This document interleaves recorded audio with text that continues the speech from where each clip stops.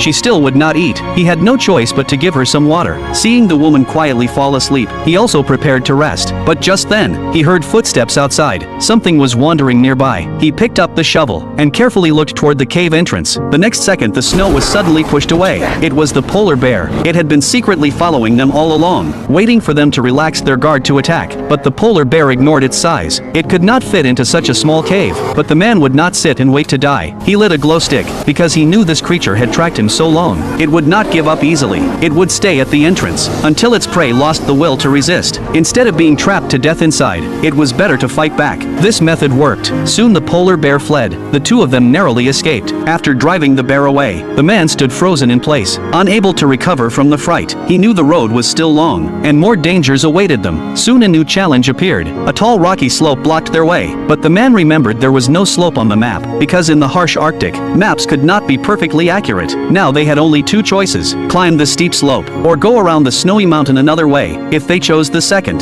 they would walk nearly 3 times farther. It was a difficult choice. Climbing the slope would lead to a flat open road. If the man went alone, he could reach the destination quickly, but he swore he would live with the woman together, no matter what. He decided to try. He first pulled the supplies up with the sled. Since they were light, he succeeded easily. Next was the woman, but when the sled was halfway up, he could not pull anymore. Even though he gave his all, the sled would not move. He almost got dragged down himself, so he had to choose the second way. Thus he led the woman to hike around the snowy mountain. The raging Arctic storm greatly increased their difficulty, and from long exposure to snow and wind, the woman's health grew worse. She could not even clench her fists anymore. Even drinking water became hard. Her eyes showed red rashes, and blood seeped from her lips. But worse, her wound was severely infected. The man knew she might not make it to the destination. He placed their family photo in her hand, and gently wiped the blood from her lips. The rest of the journey could only be done alone. At that time the man saw a blooming flower on the ground. He wondered how it survived in such a harsh place, when suddenly his foot slipped, and he fell into a cave. When he woke again, his legs were stuck tightly in the rocks. He tried to pull them out, but they were stuck too tight. The man lost control. Why did bad things always happen to him? Was he really going to die trapped here in darkness? But soon he pulled himself together. He had already finished most of the journey. He was close to rescue. No matter what, he could not give up here. Even if he died, he would die on the road. He used all his strength to pull his legs. Over and over the man endured, the pain of his thighs tearing, until he finally pulled free. But he had no time to treat the wounds, because the urgent thing now was to escape the cave. Fortunately, he soon found an exit. Then the man hurried without delay, and returned to the woman. He wanted to take her gloves, but her hand gripped tightly. He turned and saw she was not dead. Her condition had even miraculously improved. He could no longer hold back his emotions.